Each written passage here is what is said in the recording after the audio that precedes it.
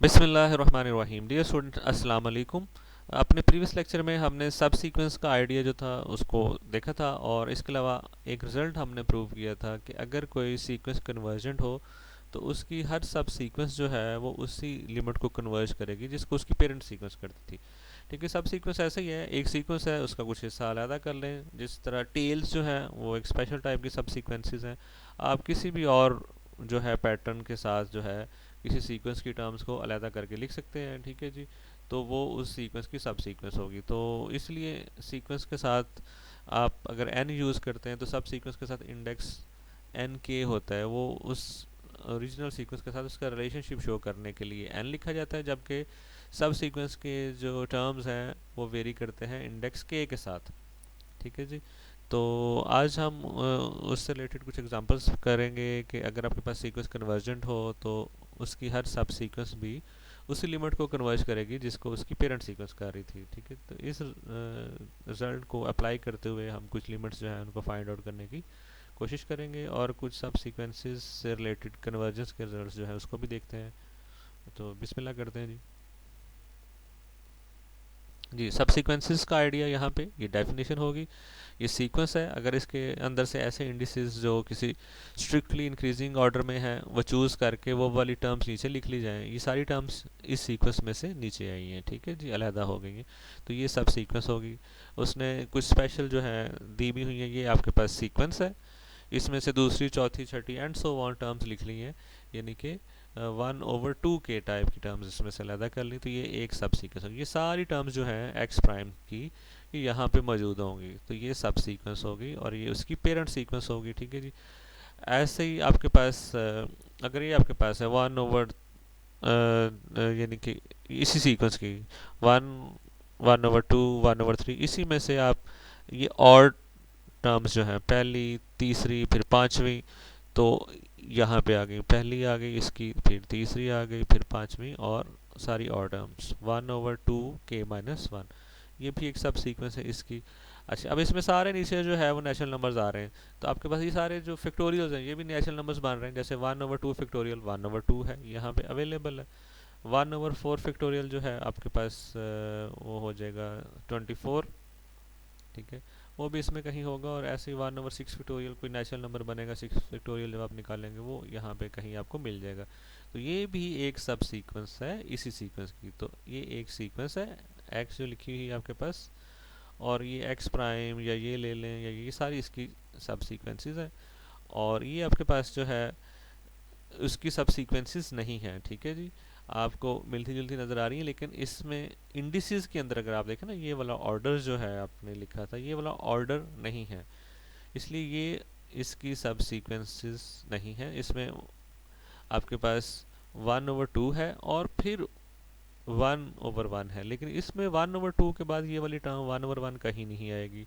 फिर देखिए 1/4 और फिर 1/3 है, जबकि इसमें 1/4 के बाद 1/5 या 1/6 और तो कोई आ सकती है, 1/3 नहीं आ सकता।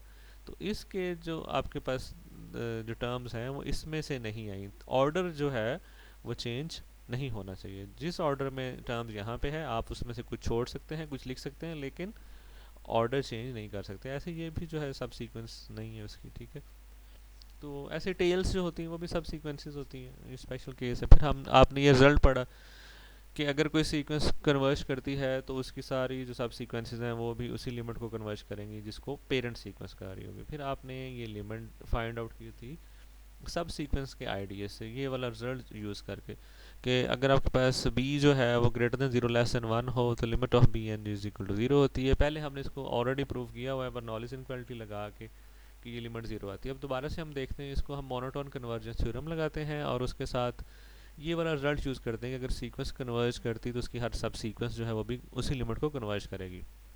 ओके जी, b जो है ग्रेटर देन 0 है, लेस देन 1 है। अगर b की पावर n+1 होगी तो ऑफ कोर्स, क्योंकि b जो है वो लेस देन 1 है, तो जितनी बड़ी पावर होगी नंबर उतना ही छोटा होगा। तो b की पावर जब n+1 करेंगे तो b की पावर n से वो लेस होगी। b की पावर n जो है वो xn है, और b की पावर n+1 जो है वो xn+1 है। तो इन जनरल ये रिलेशनशिप इनकी टर्म्स के बिटवीन है कि जो भी नेक्स्ट टर्म है xn+1 it is less than xn।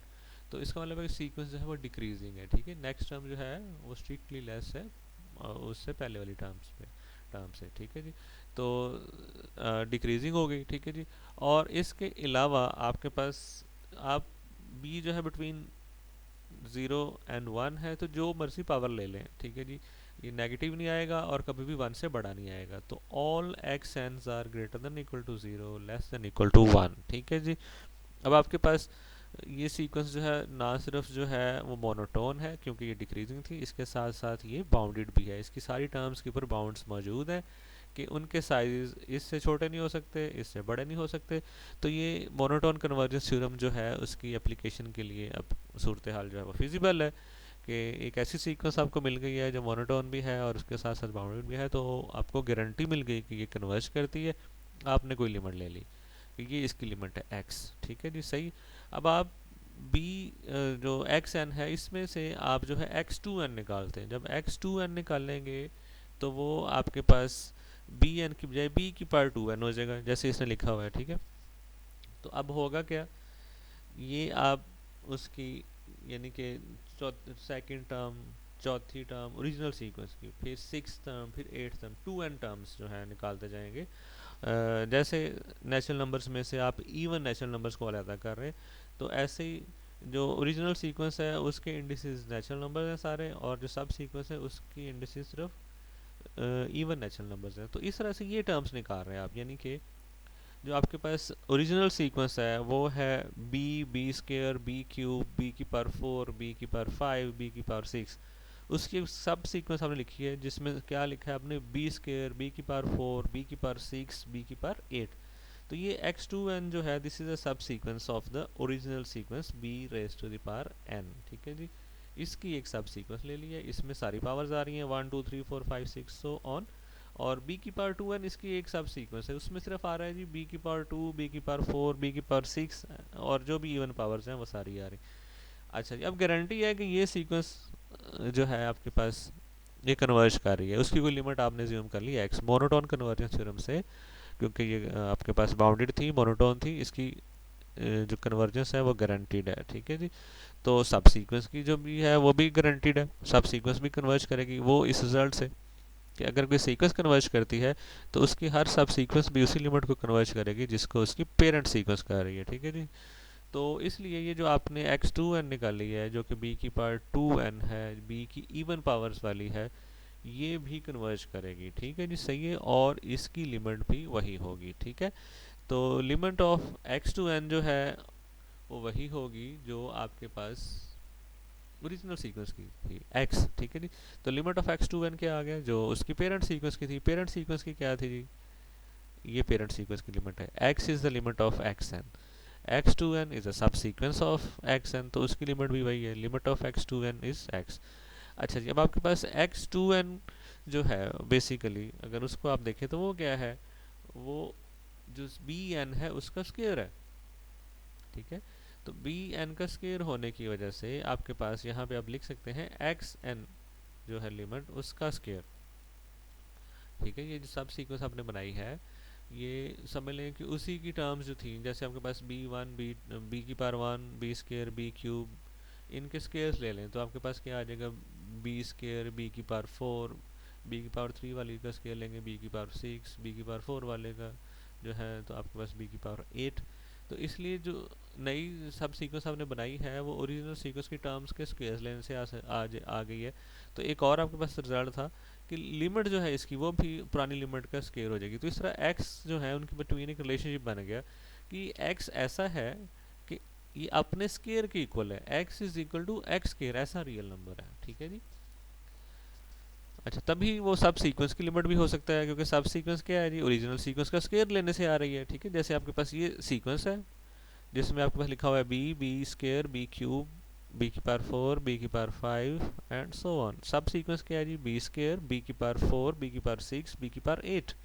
तो सिंपली आप क्या कर रहे हैं, आप ओरिजिनल सीक्वेंस के स्क्वायर्स ले रहे हैं या उसको 2n जैसे आपके पास लिखा हुआ था वो क्या कर रहे हैं, ठीक है। तो आपके पास ये लिमिट्स के बिटवीन रिलेशनशिप आ गया कि लिमिट अब ऐसी है कि x is equal to x square. तो ऐसे ही आपके पास दो रियल नंबर्स हैं, या तो 0 है या 1 है, ठीक है जी, सही है। अच्छा जी, अब आपके पास सीक्वेंस जो है वो डिक्रीजिंग है, और जो है बाउंडेड बाय वन है। डिक्रीजिंग होने की वजह से इस तरफ को ये जो है कन्वर्ज करेगी, ठीक है जी, कि b is less than one. ठीक है, सीक्वेंस जो है वो डिक्रीजिंग है तो वन की तरफ नहीं जा सकती, बल्कि इसकी लिमिट जो है वो ज़ीरो होगी। x is equal to zero आ गया। ऐसे ही आपके पास एक और इसमें एग्जांपल है कि अगर c ग्रेटर देन वन हो तो limit c raise to the power one over n is equal to one होगा। इसको उसने पहले कहीं प्रूव किया होगा, उसने एक रेफरेंस दिया हुआ है कि for c greater than zero आपने इसकी लिमिट जो थी वो निकाली थी। तो ठीक है, वो आप देख सकते हैं। अब हम अपने जो नए टूल्स हैं सब सीक्वेंस वाला और मोनोटोन कन्वर्जेंस थ्योरम, उसके साथ इसको करने की कोशिश करते हैं। अब आपके पास अगर ये c की पावर वन ओवर n को उसने जी एन का नाम दे दिया, तो सबसे पहले तो देख लेंगे कि c is greater than one, तो उसकी कोई भी पावर ले लें, ठीक है, आपके पास ग्रेटर देन वन ही आएगी। when c is greater than 1 उसकी कोई भी पावर लें, it will be greater than 1। तो all the n's are greater than 1, ठीक है जी, ये तो तय हो गया। अच्छा, उसके बाद जो जो n बढ़ता है 1 ओवर n जो है वो छोटा होता है, ठीक है। तो जब छोटा होगा और c जो है वो ग्रेटर देन 1 है, तो छोटी पावर पे ये छोटा रिजल्ट देगा, बड़ी पावर पे बड़ा रिजल्ट देगा। तो जब आप z n प्लस वन निकालेंगे तो उसकी पावर छोटी होगी, उसकी पावर होगी 1 ओवर n प्लस वन, जबकि जी एन जो है वो है c की पावर 1 ओवर n। 1 ओवर बड़ा है, 1 ओवर n बड़ा है, 1 ओवर n प्लस वन उससे छोटा है। तो जब उसको आप c की पावर में लेंगे तो कम पावर से कम रिजल्ट आएगा, यानी कि जी एन प्लस वन जो है ये लेस होगा जी एन से। तो अब आपके पास सूरत हाल ये है कि ये डिक्रीज कर रही है, ठीक है जी, जो भी नेक्स्ट टर्म है वो पहले वाली टर्म से लेस आ रही है, ठीक है, और डिक्रीज कर रही है, और बाउंडेड बिलो बाय वन है, ठीक है जी। All c n's are greater than one and next term is less than the previous term, ठीक है। ये सारी चीज़ें आपके पास, तो अब आपके पास मोनोटोन कन्वर्जेंस थ्योरम लग सकता है कि सीक्वेंस जो है वो डिक्रीज कर रही है और लोअरली बाउंडेड बाय वन भी है। तो अब गारंटी है कि इस सीक्वेंस की लिमिट जो है वो एग्जिस्ट करती है। आप उसको कोई नाम दे दें, उसने इसको z का नाम दे दिया, let z be the limit of this sequence zn, इसको उसने zn का नाम दिया हुआ है c की पावर वन ओवर n का, ठीक है जी। अब इसकी अगर कोई सब सीक्वेंस लेते हैं, जैसे बिल्कुल उसी पैटर्न पे जिसने प्रीवियस पे लिया है कि आप सी वन ओवर एन जो है इनके स्क्वेयर्स लेते जाते हैं, ठीक है जी। तो सॉरी, सी की बार वन ओवर टू एन करते जाते हैं, ठीक है जी, यानी कि ये जो एन है नीचे जो भी इसको डबल करते जाते हैं, ठीक है। जैसे इसमें आपके पास सी की पावर है one, one over two, one over three, one over four and so on, लेकिन इसमें से आप कौन सी अलग कर लेते हैं? आप इसमें से अलग करते हैं सी की पावर वन ओवर टू, सी की बार वन ओवर फोर, सी की बार वन ओवर सिक्स, यानी कि ओरिजिनल सीक्वेंस की एक सब सीक्वेंस लिख ली। तो ये आपके पास जी टू एन बनेगी। तो इसकी लिमिट भी वही होगी, और रिजल्ट है आपका कहता है जी कि अगर सीक्वेंस कन्वर्ज करी तो उसकी हर सब सीक्वेंस भी उसी लिमिट को कन्वर्ज करेगी। तो जी टू एन जो है इसकी लिमिट भी वही होगी, और उसके अलावा जो आपके पास जी एन है उसकी लिमिट भी वही होगी, ठीक है जी। जी टू एन जो है वो क्या थी, सी और raise to the power one over two N, तो और वो क्या है जी, सी की power one over N into one over two, ठीक है जी। और सी की power N one over N क्या है जी, ये ओरिजिनल वाली है जी एन। तो इस तरह से जी टू एन जो है वो हो गया है G N one over N. तो जब आप लिमिट लेंगे तो जी टू एन की लिमिट भी वही होगी, जी हो जाएगी, और जी एन की लिमिट भी वही होगी, जी होगी। तो G is equal to G square root, ये रिलेशनशिप बन गया। अब यानी कि अब लिमिट ऐसी है, लिमिट z जो थी आपकी सीक्वेंस की, कि वो अपने ही स्क्वायर रूट के जो है वो इक्वल है, z is equal to its own square root, ठीक है जी। अब यहाँ से आपके पास दो सूरतें हैं, या तो ज़ीरो जो है, या इसको अगर आप स्केयरिंग कर लें तो अब आपके पास दोबारा से वही सूरत हाल बन गई कि one square is equal to one या zero square is equal to zero. इसके अलावा तो और कोई पॉसिबिलिटीज़ जो है आपके पास नहीं है। तो z is equal to zero और z is equal to one आ गया। अब आपके पास बाउंडेड बिलो बाय वन है तो ज़ीरो की तरफ तो जाने से रहेगी, ठीक है जी। z n's are greater than equal to one for all n belonging to n, therefore limit क्या होगी, वन होगी, ठीक है जी, सही है। तो इस तरह से आपने अपने जो नए टूल्स थे सब सीक्वेंस वाला रिजल्ट और इसके अलावा मोनोटोन कन्वर्जेंस थ्योरम, उससे आपने इस चीज़ को प्रूव कर दिया कि इस सीक्वेंस की लिमिट जो है वो 1 होती है। ठीक है जी। नेक्स्ट एक आपके पास रिजल्ट है कि एक सीक्वेंस ऑफ रियल नंबर्स है एक्स एन, तो उसके लिए following results are equivalent equivalent कि इनमें से कोई भी एक लें वो बाकी जो है उनको अप्लाई करेगा। एक चीज़ ट्रू होगी बाकी सारी भी ट्रू होंगी। तो हम इसको 1 इम्प्लाइज 2, 2 इम्प्लाइज 3 एंड 3 इम्प्लाइज 1 करेंगे तो ये आपका साइकिल जो है वो कंप्लीट हो जाएगा। तो सबसे पहले आप अज्यूम कर लेते हैं कि 1 इज़ ट्रू, कि सीक्वेंस डज नॉट कन्वर्ज। अच्छा, कन्वर्जेंस की जो है वो डेफिनेशन क्या होती है? कन्वर्जेंस की डेफिनेशन ये होती है कि for a given epsilon there exist a barrier, जो भी आप उसको नाम देते थे, जैसे इसने दिया हुआ है इसको k, such that for all n greater than equal to k x n minus x mod is less than epsilon. ठीक है जी। अगर कन्वर्ज नहीं कर रही तो ये डेफिनेशन जो है फुलफिल नहीं हो रही। ठीक है जी, सही है। तो अब आपके पास यही उसने लिख दिया है कि अगर ये डज नॉट कन्वर्ज तो इट इज़ इम्पॉसिबल, कि ये कन्वर्जेंस की डेफिनेशन थी, इसको फुलफिल नहीं किया जा सकता अगर सीक्वेंस कन्वर्ज नहीं कर रही। तो कन्वर्ज नहीं कर रही को फिर किस तरह से पढ़े जाएंगे कि it is impossible to find a natural number, आपको बैरियर नहीं मिलेगा। कन्वर्जेंस क्या थी कि आप हर एप्सिलॉन के अगेंस्ट बैरियर फाइंड करते थे, और जब सीक्वेंस के इंडिसेस के नंबर जो थे वो greater than equal to that barrier होते थे, तो एक्स एन जो सीक्वेंस की टर्म्स हैं माइनस एक्स का मॉड जो है वो लेस देन एप्सिलॉन हो जाता था। ठीक है जी। अब कन्वर्ज नहीं कर रही तो इसका मतलब क्या है कि कोई ऐसा एप्सिलॉन मौजूद है कि जिसके लिए आपको बैरियर नहीं मिल रहा। ठीक है।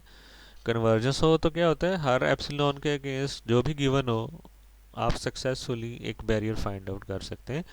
जैसे आपने वो के एप्सिलॉन गेम जो है वो पढ़ी थी कि अगर कन्वर्जेंस है और जो चैलेंजर है वो कोई चैलेंज एप्सिलॉन देता है, तो जो दूसरा जो है प्लेयर, वो हमेशा एक बैरियर जो है वो फाइंड करके दे देगा। और अगर वो बैरियर फाइंड नहीं कर सकता किसी एप्सिलॉन के अगेंस्ट, उसका मतलब है कि कन्वर्जेंस नहीं है। तो अब कन्वर्जेंस नहीं है तो इसका मतलब है कि कोई ऐसा एप्सिलॉन मौजूद है जिसके अगेंस्ट कोई ऐसा बैरियर एग्जिस्ट नहीं करेगा। ठीक है जी। It is impossible to find a natural number k, कि जब आप n को ग्रेटर देन इक्वल टू के ले जाएं तो ये जो डिफरेंस का मॉड है ये लेस देन एप्सिलॉन नॉट हो जाए। ठीक है जी। इसका मतलब क्या हुआ कि जब भी आप कोई के चूज़ करते हैं तो बजाय इसके कि x n minus x less than epsilon not हो, आपको इसमें से होता क्या है कि कोई ऐसा जो है वो नंबर मिल जाता है आपको कि एक्स एन के, कि जिसका एक्स से डिस्टेंस जो है वो लेस होने की बजाय greater than equal to epsilon हो जाता है। ठीक है जी। That is for each k from the set of natural numbers, के जिसने बैरियर बनना था अब वो कहीं नहीं बन रहा, कोई बैरियर नहीं मिल रहा। तो for each k from the set of natural numbers it is not true that for all n greater than equal to k the inequality holds. अगर ये होल्ड नहीं करती, इट इज़ नॉट ट्रू। ठीक है जी। ये देखें, इट इज़ नॉट ट्रू क्योंकि convergence नहीं है। इसका मतलब क्या होगा, ये उसने फिर लिखा हुआ है, in other words for each k from n there exist a natural number n k greater than equal to k, कि जब भी आप कोई बैरियर फिक्स करने की कोशिश करते हैं आपको कोई टर्म ऐसी मिल जाती है, ठीक है, कि उसका डिस्टेंस एक्स से लेस देन एप्सिलॉन नॉट होने की बजाय greater than equal to epsilon not हो जाएगा, और यही आपका 2 था। तो 1 को आपने अज्यूम किया, 2 को प्रूव कर दिया। अच्छा जी।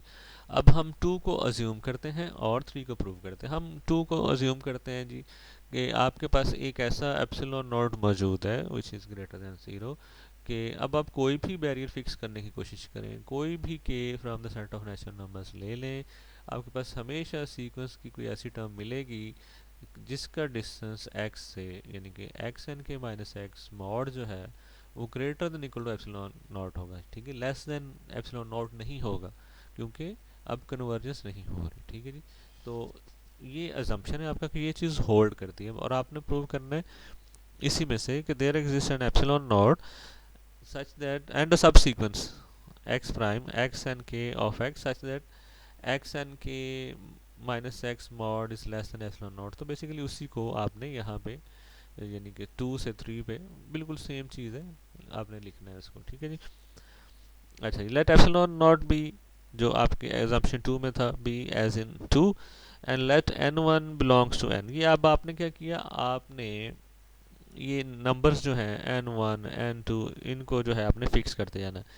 अच्छा n1 एक बैरियर आपने फिक्स करने की कोशिश की, नहीं हुआ, ठीक है, such that n1 is greater than equal to 1, तो होगा क्या, आपको एक सीक्वेंस की टर्म मिल जाएगी xn1 such that xn1 minus x difference जो है उसका mod is greater then epsilon not. आपने क्या किया, आप उससे आगे आपने बैरियर को शिफ्ट करके देखा।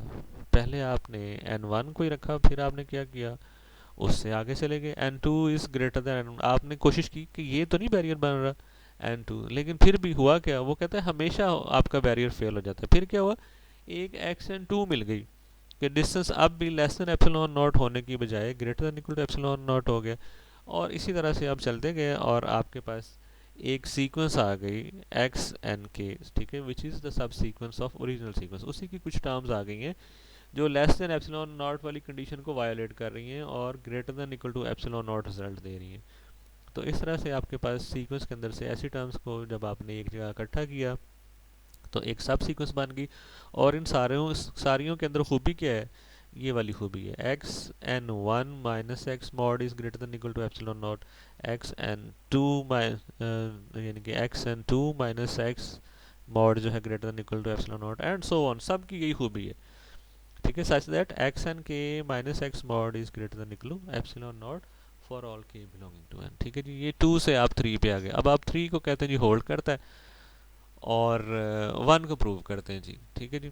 3 का मतलब क्या है जी, कि आपकी सीक्वेंस की एक ऐसी सब सीक्वेंस मौजूद है जो किसी पर्टिकुलर एप्सिलॉन के अगेंस्ट, एक एप्सिलॉन ऐसा आपके पास अवेलेबल है कि इस सब सीक्वेंस और एक्स के डिफरेंस का मॉड हमेशा greater than equal to epsilon not रहता है। तो बेसिकली अगर ये अज्यूम करते हैं तो आप ये कह रहे हैं कि आपकी सीक्वेंस के अंदर एक सब सीक्वेंस है विच इज़ नॉट कन्वर्जेंट, ठीक है जी। तो ये तो वायलेशन है जो आपने रिजल्ट पढ़ा था कि अगर सीक्वेंस कन्वर्जेंट होगी तो उसकी हर सब सीक्वेंस कन्वर्ज करती है, ठीक है जी। तो इसका मतलब क्या है कि अगर ऐसी सब सीक्वेंस मौजूद है जो कन्वर्ज नहीं कर रही तो आपकी ओरिजिनल सीक्वेंस वो भी कन्वर्ज नहीं कर रही, ठीक है जी।